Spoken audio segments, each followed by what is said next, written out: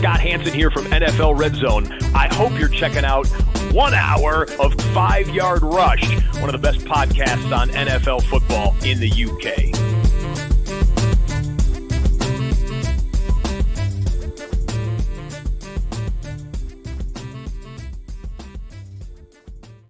Good evening, Rush Nation. We are back. Sorry for the hiatus. It's been a crazy time. So crazy, we're not even live. We've had to do this at a completely different time. So if you do post your questions as you normally do and appreciate all the engagement and you're not getting much engagement back, it's not live. So that's a quick insight into how I am back reunited with my good pal, Danny. Danny, how the devil are you? All good. Very, very busy. Kid, family birthdays, daughter's birthday tomorrow. Loads of stuff to do. So, yeah, we'll just get onto it. Let's get into it. You've had multiple birthdays, multiple things, family commitments. I've had family commitments, traveling. It's been a crazy time. We're getting into December. It's going to get more so. But you know what the craziest time of the year is? It's week 14. This is it. By Monday, Tuesday, that is it for the fantasy regular season. It's already gone. It's been that quick. And we're here to get you out ASAP with the top tips of the week. Not just for the week now, but now every week is a playoff. Every week is about winning. And there's so much disruption in terms of injuries, in terms of bye weeks. It's chaos out there at the moment. What are you doing for your teams at the moment, Danny? Chaos is what I love.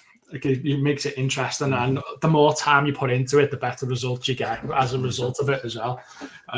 So a lot of stuff, to be honest. I have an Excel sheet where I'm tracking all my teams. So I've got one for redraft and one for dynasty. So I've got 12 redraft teams, and I know that I've got 9 of them already in the playoffs. So I'm already planning for the next week more than this week in a few cases, especially Warrior Bowl, because I managed to win the group, which means I get a bye in week 15 as well. So this week doesn't even matter. Next week doesn't matter. So I'm already looking at how in week 16, what are the best anyone on that free list that I can bring in now that will help me in week 16. So I'm not just looking this week, I'm looking sort of 2 weeks ahead, depending on the comps as well. There's a few others there where I've got buys in 15 because I've come in the top 2. So I'm planning straight away for the week after for them as well. So I just like to visually see where all my teams are. And then I can start saying, okay, these are the ones that I need to focus on this week.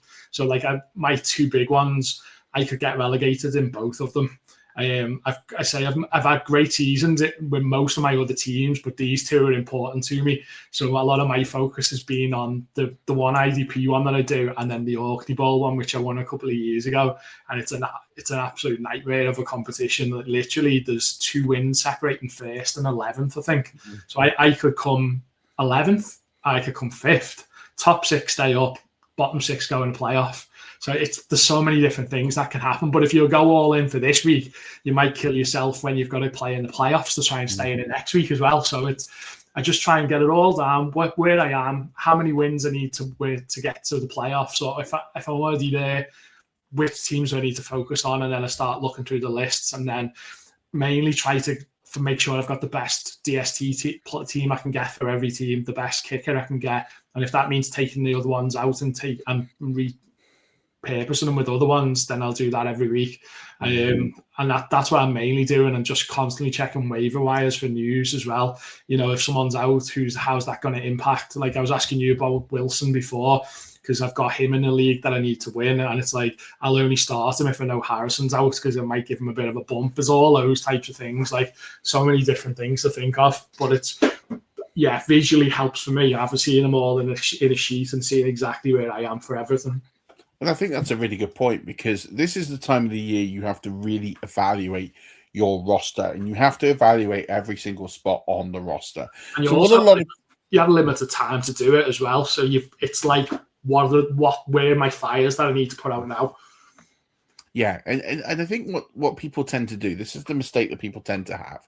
They stockpile players through the season, right? So what you do is you stockpile all these players, and then you get to the end of the season, so you get to now, and you've got all these players on your bench, but actually none of those players are ever going to appear. Yeah. You're kind of like you're either blocking or you're stockpiling. Give you a great example, Jordan Addison. Now, if you're a playoff team right now, You're holding on to Jordan Addison because you don't want anyone else to pick him up. But the bottom half teams are going to be eliminated from your league on Tuesday. Yeah. So matter, yeah. And he's not good enough to be in the playoffs. Like he holds no value come Tuesday, like none. So what you want to do is you want to get to Sunday and drop him so that he can't be picked up by anybody else, especially anyone that's quite near to you in the standings, and pick someone else up. And evaluate your roster. If you're just holding and stockpiling players, and you think I would never put that player in the team, they got to go. Like you've got to cut players. All these sort of deep handcuffs that we've been talking about for the last few weeks, they're starting to come in.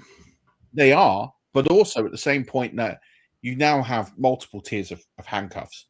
So you have the handcuff will come in and be fantasy ready and will be an immediate fantasy impact. And then you've got the handcuffs that will come in and do very, very little. Example of this is like Devin Neal. Devin Neal is like borderline, like he is the line of fantasy relevant, like will move a needle in a lineup kind of running back. The people below him, the Bam Knights of this world, they don't hold any value anymore because even when they start, they're not pushing the value up. You're not going to get these premium fantasy finishes out of these players. We've seen it all season. That's great when you need bye week cover and you need to get something and you're blocking people to stop them from raising their floor. But in the playoffs, every team is good. So they're not going to get into many starting rosters when you cut them down. Yeah. So, you need to cut those players. It's really significant. Like you have to basically go through your roster, match it up to lineups and go, is this player a top 12 quarterback? Are they a top 24 running back? Are they a top 24 wide receiver? Are they a top 12 tight end? And if the answer is no, then the next question is, what are they? So if they're flex and it's a deeper league with lots of flex spots, then fine. If it's a shallow league, then you go, do I have any? How do I rank my flex players? Like at this point, you should have the only reason you're holding two quarterbacks is if you've got Drake May. So he's on your bench, and then you've got whoever you're playing this week. Anyone else, you really shouldn't have two quarterbacks. Maybe Jackson Dart. Yeah, it's funny you mentioned Jackson. I've actually picked him up in a few this week for that reason, just because I actually like him for the next couple of weeks after, and I'm thinking I've the ones where you might have 7 or 8 bench spots. Mm-hmm. So like if it was 4 or 5, then maybe not. But it's like I've actually picked him up because I think he might be sneaky for a few weeks afterwards. Yeah, I think you just have to look at your bench and you have to think, there's so much hoarding going on. Like if you've got a player like a Jordan Addison, even like a Xavier Worthy to a degree, a player who's not going to come in and really move the needle all that much, you need to shoot for the higher ceiling players like the Adonai Mitchells. You need to make sure that each person you've got, there's a significant value attachment to them. You can't just stockpile players. If you've got like Trevor Lawrence on your bench, he needs to go. You have to start making those tough cuts. Brian Robinson will probably be dropped in more leagues this week than in any other week of the year. That's an opportunity ad. That's someone I'd be bringing onto my roster if something happened to Christian McCaffrey next week. Know you're going to get a high volume, high production player out of there. That just reminds me, you've just made me think of something then. Another thing that I did for planning for this week was I went through all the the waivers that went through on Wednesday and Thursday and just went through who everybody dropped and thought, do I want any of them? Because people are like, Brock Purdy's being dropped in a few of mine as well. And he's not playing this week, but 15 could be decent. A lot of my quarterbacks I sort of streamed. So like Purdy and Jackson Dart could actually be improvements on some of mine in week 15. So I went through all of them to see, is there anyone I wanted? And some of those running backs get dropped. Yeah. I have 7 basically what I call like non-negotiables. One of them you can kind of flex out for something else, right? And these are like my non-negotiables for the playoffs. So, you can use these and you can really get tight with these, but this is what you need to do if you want to win fantasy leagues from now on out.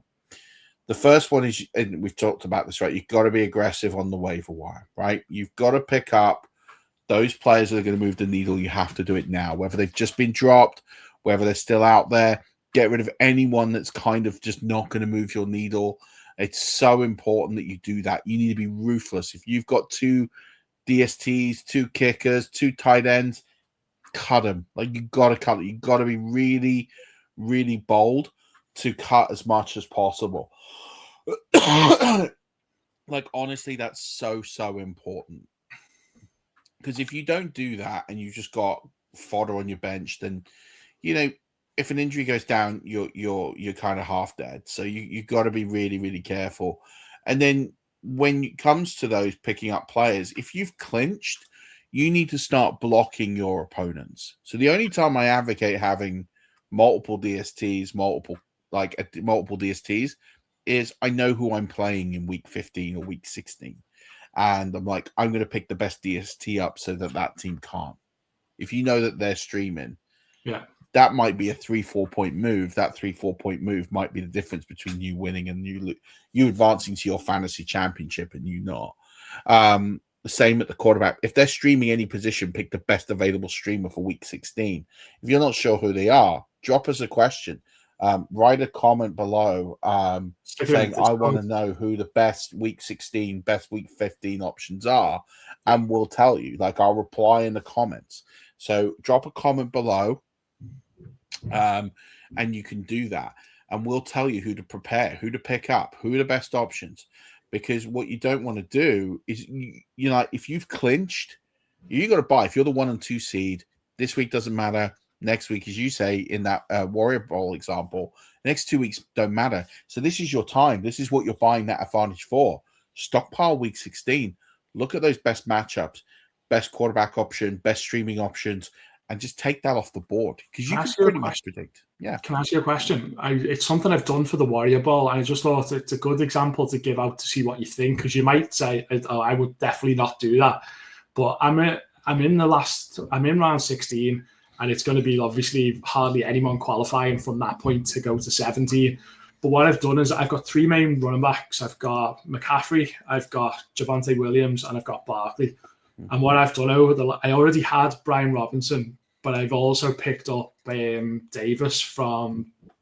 So I've got both Cowboys running backs. I've got both 49ers in case one of them gets picked injured. I've got the other one, and then I couldn't get Barkley's one. But I know realistically, at least I've got 2 running backs right the way through. Hopefully, I've got the 3 main ones that I want. But Warrior Bowl has a decent sized bench, so I suppose it's not really a Warrior Bowl question. It's more of a general question of when would you do that and when would you not do that. So this is the one part of the season where handcuffing your own running backs is fine. But it depends on the role. So I would say with the 2 that you've got, the handcuffs 2, they're the 2 roles that you would say are the most important. Like, if Christian McCaffrey goes down tomorrow, Brian Robinson is the elite running back handcuff available. Not just in terms of for the 49ers, but in terms of for fantasy football. Yeah, you would say that Malik Davis is probably a top 10 option. So the question is, at least if those players go down, you're going to get almost not quite like for like production, but you're still going to get significant production. And I wouldn't be able to find anyone else. You won't be able to find anyone else. So that's the offset is at that point, gambling your own handcuff versus someone else's is smart. Where in a tournament like a Warrior Bowl, where it's what we would call negative EV, is that your team gets worse even with the handcuff. Yeah. The field gets better. So in a Warrior Bowl, I would actually handcuff others because, to be honest, if you lose Christian McCaffrey, if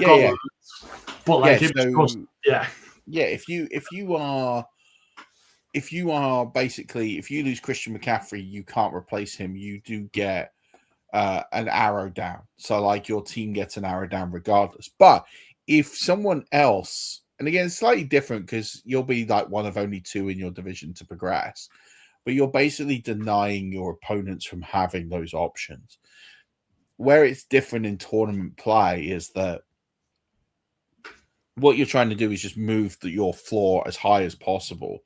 So if, having Brian Robinson over Christian McCaffrey, it doesn't help you unless there's multiple out.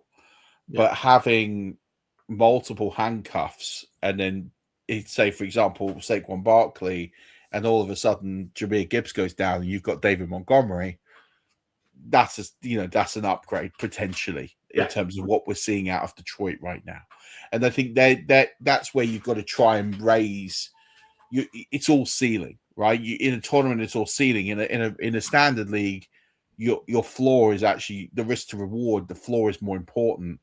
Where if your running back goes down and you don't have your handcuff and your opponent does, you're in trouble.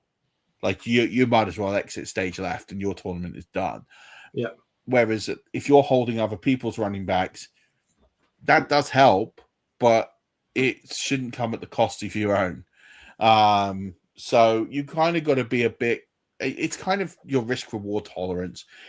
In the instance of like a Javonte Williams and a CMC, having those two because they're premium running back handcuffs is very different to having like a Will Shipley, who will be good, but how good will he be? By the way, this is going to give people a bit of a timestamp as to when we're recording. Marvin Harrison is out. Nice. That's what I wanted. Only you celebrate an injury. So you've got to really get, you've got to pick up these waiver wires. You've got to start blocking. So if you're starting to look who your opponents are going to be week 15, week 16, you can start to extrapolate who they might be, start blocking DSTs, running backs, pick up their handcuffs if you've got space. Think about where they're streaming. Are they streaming tight ends? Pick the best streaming tight end option up. Pick the best streaming quarterback option up if they're streaming quarterbacks. Making sure you've got all of those. Really start blocking your opponent and stopping them from getting their best possible streaming options, because that's going to give you a great option. And stream yourself. Pick up your best streaming options. This is what you talk about really well, Danny. If you're thinking of the playoffs, you need a Cleveland, a Rams, a Houston. They're the teams that you really want to be getting these streaming DSTs for, and kickers as well. They've also just announced, by the way, Arizona, that Kyler Murray will not play this season. I've seen that as well, yeah. So he's going, isn't he? He's going to be gone.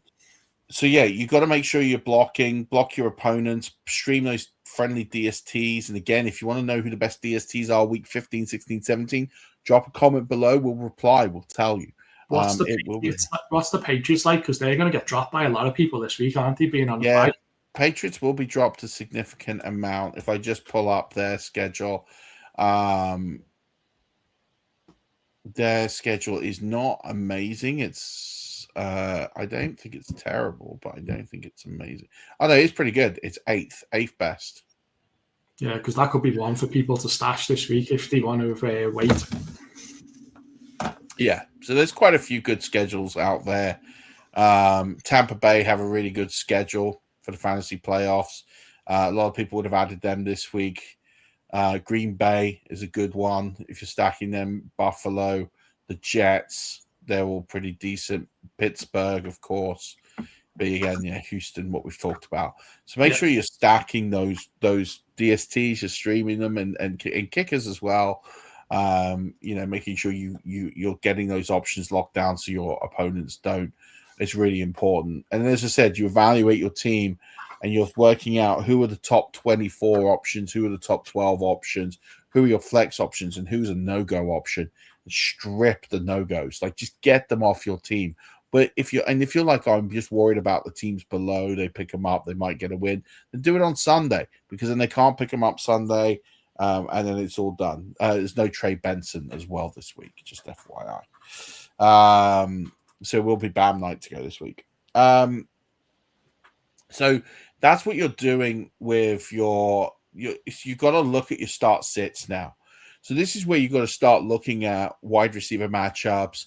You're looking at those tough matchups over the next couple of weeks. You're looking at where there's down schedules, you're looking at those teams that are particularly good against certain positions. Like, that if you've got a team playing like Minnesota or Washington or Cleveland over the next 3 weeks, that's a difficult matchup from a quarterback perspective. That if they're,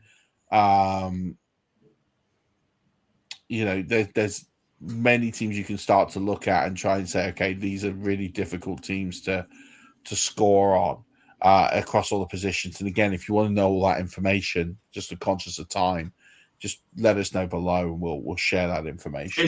Give us 30 seconds on Lamar, because he seems to be... I think he's crocked. I think he's crocked. I think he looks injured. He doesn't look like he's his free-flowing self. I think he's a significant concern in your fantasy playoffs. Does he improve? Potentially. Does he get better every week? Maybe. In truth, this week, I think he's going to tell you an awful lot. I think if he puts up another low performance again this week, and they move further out of contention for the playoffs, there's a chance they could shut him down. I think you've got to be prepared for that. I think you've got to start looking at your backup options with someone like him. Okay, cool. So we've talked about, so my non-negotiables about being aggressive on the waiver wire, using a blocking strategy, streaming your DSTs and kickers and doing that now based on schedule, and then nailing those start-sit calls is so important, like really massive. And then the fifth one is, and we've talked about this, securing your handcuffs to your RB1s if they're the high-profile ones, or stacking other handcuffs is really important. So they're the five that are pretty much like you've got to absolutely nail. The additional ones for this, and this is the stuff that absolutely no one really thinks about. Maybe there's one that might be that people do kind of do, but I'm going to talk about it anyway, which is stacking. Now, stacking in redraft is a bit of a controversial opinion, because in best ball, people do it, because if you've got a good offense and you've got the most pieces on that offense, then it kind of works. In redraft, it's harder to predict because it's a seasonality of a week-to-week change, and it's not going to automatically load up the best performing players from that offense. However, stacking really good matchups in the playoffs is fundamental to success. So if you have a stack, an LA stack, a Cincinnati stack, this is the time to really lean into that strategy and really hit it home. This is where you could have made some trades to add to the stack. If your trading's still open, it probably isn't. But the other really thing is that if you can get a quarterback, wide receiver, tight end stack at this point in the season, then this is the time to really leverage that. I've got one for Warrior Bowl. And so when we were talking about those running backs, it didn't go so well for me last night, but it went great the week before. I've got the Dak, Javonte Williams, and I've got Pickens stack. So Pickens didn't do much last night, but the week before it went really well. Yeah, absolutely. And I think that's really key. I'm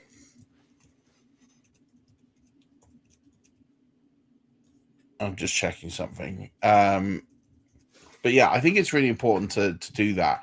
And I think what's really important is just having that stack, if you've got it, to lean into it.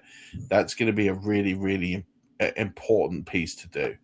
The next one, and almost no one does this, is to check the weather of games. So games that are going to be, you got December, we're going to get wind, we're going to get snow, we're going to get rain, temperatures are going to drop. Dome versus no dome. Like for me, I'm not starting a kicker that's not playing in a dome in December, unless they're in Florida. Like, let's not do that, right? Start your kickers if they're in a dome.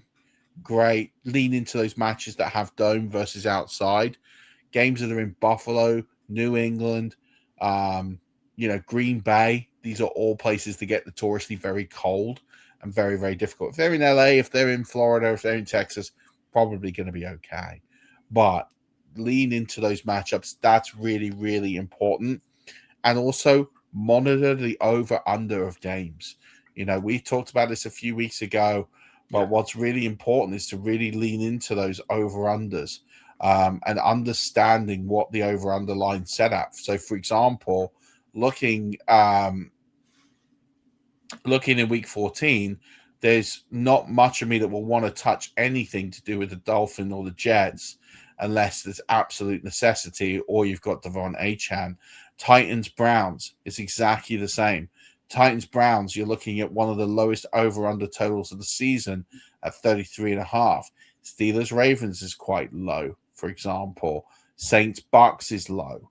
You want to be leaning into the matchups like Bills Bengals, the Cardinals Rams. These are the games you want to be looking at. Cowboys Lions we saw was a huge one last night, but you want to be leaning into those higher volume games on the over-under. So go find a website. And again, if you don't know one, feel free to hit us up. I'll share. It's in the Discord. You've shared it in the Discord before. Yeah. That was one thing I did notice because I was looking at the lines earlier in the week. They seem quite low this week in general. They're really low. So they're really low. It's crucial. Yeah, exactly that. And then if you take into something like the Vikings, if Max Brosner's rolled out again, that over-under is going to tank even more. So you have to look at these over-unders. They're really important. They are going to really make start-sit decisions much easier. You have to fade out games that are going to be low scoring unless you've got the key piece. So, like, if you've got Devon Achane, then he is matchup proof. It doesn't matter. Whether it's the Jets, whether it's whoever, that doesn't matter. But if you've got someone like, I hate to pick on him again, Jordan Addison, it's probably a fade because it's always low over-under totals. If you're looking at players that, Devon Vile in a non-PPR league is probably not a good option this week because he's a volume-based receiver. The points total's low. He's not likely going to get in the box. It's probably better options out there for you. Now, in a PPR and he's going to get 13 catches, that's very different. But you have to look at those over-under totals. It's very, very important that you do because that's where you're going to make your decisions. That's your tiebreaker in a start-sit. If you've got two players that are very similarly ranked, look at the over-under. Make that decision on, okay, well, this game's got more points, and it's more likely my guy's going to get into the box. He's going to score a touchdown, and that's going to leap me over the edge. So really, really important, like that, like looking at the weather and looking at the over-under are those real big skills that only elite players do. Only elite fantasy players are going into that level of detail. But the reason why they continuously win is because they've got all the bases covered. Yeah. It's so important. Like that is just that everything. Jags game seems like that's like 48.5. That's a big one, I think. Yeah, it looks like a game that you can definitely go and exploit compared to others. I think it's really important to really hone in on that. And again, if I'm seeing if there's, you tend to not get early pricing on this, and that's probably the one thing I can have a look. Actually, I might be able to. So if I look at, here we go. So week 15, right? So this is looking ahead. Just looking at where we're opening and where we are right now. Eagles Raiders is quite low. Bears Browns is low. Packers Broncos isn't particularly high. Panthers Saints is under 40. They're the games that you're probably thinking, I don't want too much of that. Whereas if you're looking at, I don't see any over. Oh, here we go. Ravens Bengals 51.5 next week. That looks like the only one that's big.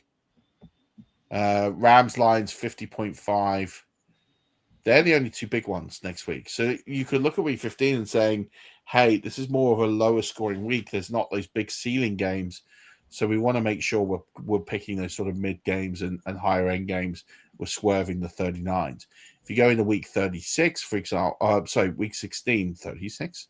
Again, just looking at that, there doesn't seem to be off the bat like many 50 point. Now these lines will change because with injuries and everything else, they will change. They're very vanilla now, but they will get more volatile and they will change as we understand the landscape of the week with more data and more information.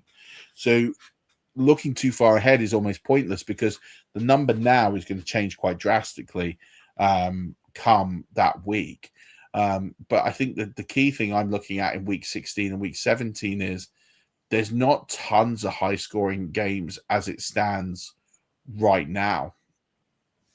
So you're going to have to make sure that you're just avoiding the real low ones, because there isn't another Lions Cowboys, for example, that we saw last night. Now games can still go that way, but it's just being a bit careful. But they're the key tips and tricks for surviving the playoffs and getting an edge. And that's what people say to me, like, how do you get an edge? That's it. That's the 7 or 8 non-negotiables you have to do. You have to outwork everybody, you have to outsmart everybody, and you have to have all the bases covered. So those things, and in case you kind of been not tracking and following along, I'll read them out one more time. Don't be scared to ask for help as well. That's the other thing. Don't be scared to ask for help. Like, just the Discord's there. Throw your questions in the Discord, and someone will answer them. Yeah. So that be aggressive on the waiver wire. Use your blocking strategy on the waiver wire. Making sure you're getting handcuffs and RB1s to either your own or the best available out there. Nailing your start-sit calls. Stream your DSTs and kickers based on schedules and picking the best ones available. If you've got stacks, you really lean onto them, especially in higher scoring games. Prepare for bad weather, making sure you're studying that, looking out for the games with severe weather, whether it's snow, wind, or rain, and make sure you do that. Obviously, really nail those start-sit calls, making sure that you understand, is your player a top 24 or top 12 player at position? If not, are they a flex? If not, get them out of your team. And then lastly, checking those over-unders and making sure you nail those. Because if you do that and you do all of that stuff, you've given yourself every opportunity to win. Now, I will say it won't guarantee you a win, but it will give you every opportunity, because if you can get a marginal gain, you can get an extra 3-4 points a week, maybe more, doing that kind of stuff. That could be the difference between you lofting the trophy and you crying about injury luck come January. Big time. Is there anything else you want to pick up from the rankings, from the game profiles I shared on Patreon, which you can get for free? Patreon.com/5hourrush. I write up all the week's games for free, and you can actually sign up to a discounted trial before. There's nothing major, just a few standouts, really. I suppose that people might not think you've got as highly as what you have. For if you look, there might be some people on I don't know, on waivers still. So like Stafford, you've got him as QB3 this week. I know he's having a very good season. The 3 is quite high. Jacoby Brissett 10th.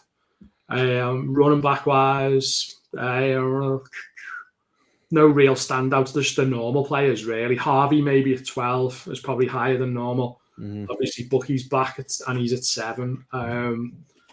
Wide receiver wise, players that you might be able to still pick up. You've got Troy Franklin at 23 this week. You've got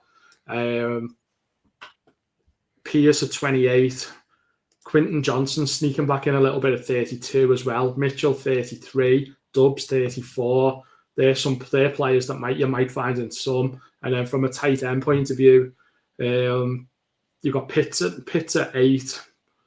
Darren Waller's starting to work his way up as well, 12th after being injured.